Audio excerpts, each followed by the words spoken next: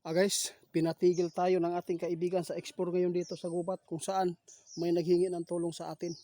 Pakinggan po ninyo, emergency ngayon ang balita na nakalap ng ating kaibigan. Pakinggan po natin mga idol dahil nakakilabot po ito.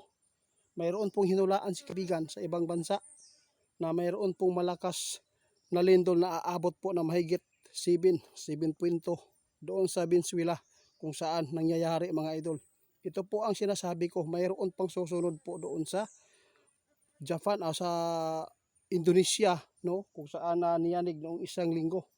Hinulaan ng ating kaibigan ngayon nangyayari. Kaya hinabol tayo dito dahil nagbabala si kaibigan dito sa Pilipinas ngayon, no? Luzon, Visayas at Mindanao maghanda. Kaya ngayon po, kinakabahan ako dahil sa impormasyon na to. Kapag dito po tayo sa explore, pag hinabol ka ng duwinde, masamang pangitain ang nakikita nilang mangyayari dito sa Pilipinas kapag ganito po ang sitwasyon, kaibigan.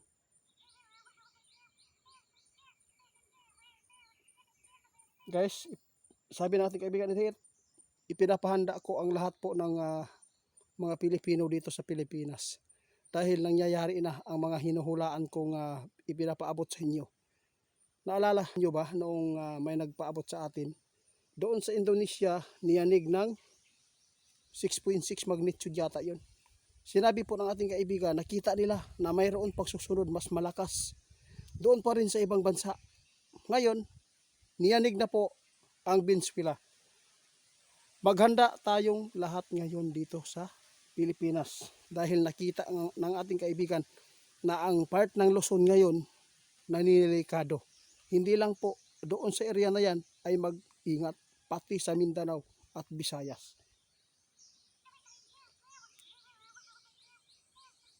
Oo kaibigan, nag-umpisa na ako mag-explore. Hindi ko inaasahan. Nagulat ako, bigla kang tumawag sa akin. Kaya hininto ko ang pag-explore dito kasi may naghingi sa akin ng tulong. Kasi yung area nila, grabe na po daw ang mga kababalaghan na nangyayari dito. Kasi pag naabutan ka lang ng alas 6 dito kapag gabi-gabi na, no? Medyo may kadiliman na, marami na pong inaatake kapag may dumadaan po dito sa baba.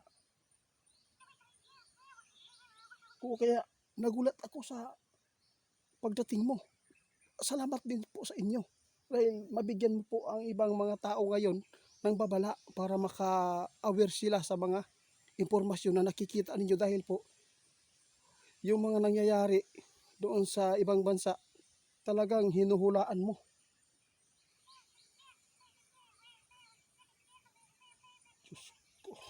Guys, ngayon po itinataas po ng ating kaibigan ang warning, no? Nagbigay po siya ng paalala at babala sa lahat po ng makapanood po sa ating video. Ngayon hinabol po ako guys, hindi po ito biro mga idol ha. Dahil lahat po ng mga ipinapaabot ng ating kaibigan siguro mas marami po ang nangyayari na ilang araw lang nangyayari na. Doon po sa Venezuela, niyanig po ng 7.0. Hinulaan po ng ating kaibigan 7.0 na mayroon pong magtatapat po doon sa Indonesia. Nakalimutan ko kung saan pa yung lugar na kasama sa Indonesia. Yung sa China yata yun. Niyanig. Ito po ngayon ang pinag-alalahan ng ating kaibigan na ang part ng Manila naninilikado ngayon daw ang sitwasyon. Dahil sa nakita ng ating kaibigan na pagyanig po doon sa Venezuela, ito po ang tatapat na naman ngayon ang Pilipinas na mayroon pong makasagopa ng aabot ng mahigit 6 magnitude. Yun po talaga ang inyong babantayan ngayon, itong hula na nakita na impormasyon ng ating kaibigan na linyo. Naghingi ka pa, wag ka lang problema yan kaibigan, wag ka maghingi ng tawad. Okay lang yun, at least naipaabot po natin ang maganda. Kaya sa lahat ng makapanood sa atin, pakishare po ito mga idol. Kung mayroon kayong mga misa sa inyong mga building, sa mga bahay niyo, tingnan po niyo, i-arrange na lang no, sabi natin kaibigan. Kung sakali man yumanig ng malakas, mayroon pong mga anong tawag dito? kung mayroon mang mga pagyanig na biglaan, kung alanganin, no, makalabas, at least mayroon pong masisilungan na para hindi kayo mapahamak agad. Kung madaganan man, at least mayroon pong misa na nakasangga. Yun po ang mga pamamaraan ng ating kaibigan. Tandaan po ninyo mga idol.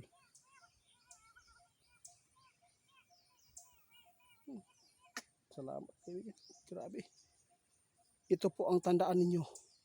Itong nakita ng ating kaibigan, hindi po ito para po sa kanila, kundi ito ay para sa kaligtasan po ng bawat Pilipino. Sana kung mayroon man po mga magsasapir na buhay, na sana yung mga magnanakaw lang sana ang madaganan, mga idol. Oo, wag lang po ang inosente kaibigan, di ba? Tama ta. Salamat kaibigan ha. Ngayon guys, si kaibigan nagbabala na. Sa lahat ng makapanood sa video ito, i-share niyo please lang. Gusto po ng ating kaibigan na mailigtas po ang Luzon, Visayas at Mindanao. Nakikita ng ating kaibigan, ngayon, grabe na po ang trigger sa ilalim ng lupa at karagatan. Dahil po sa nangyayaring pagyanig doon sa ibang bansa, talagang ang Pilipinas naman po ang magkaroon ng ganyan po na lindol. Kasi tapatan po yan mga idol. Ngayon doon sa Venezuela, hindi lang po sa Pilipinas po ngayon ang maghanda ha. Mayroon pang mas malakas pa dyan doon sa ibang bansa na makaranas ng pagyanig. Kaya tandaan natin mga idol. Ngayon po no, uwi na tayo mga idol. Dahil sa kaibigan, hinabol naman tayo. Wala na akong ganang mag-explore. Babalikan ko na lang sa susunod kasi nag-alala po ako dito sa ipinapaabot ng ating kaibigan. Gusto kong makauwi sa bahay. Dahil walang kasama yung mga anak ko doon kasi delikado. Konkreto pa yung bahay namin. Makikita po ninyo ang eksplorasyon natin dito. Walang baliw na tao na pupunta sa ganitong area. Walang katao-tao, no, para ito lang ang ating pupuntahan dito. Pagod lang makukuha natin kung hindi natin natutubunan po yung mga tao, kung gawa-gawa lang po ang ating trabaho dito.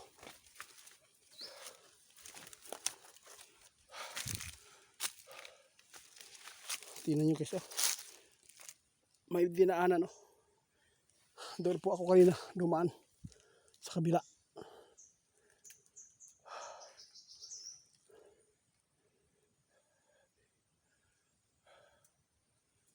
Tatapusin natin yung video natin dito mga idol. Pauwi na ako. Maraming salamat. Ang biyahe ko dito, 1 oras lang.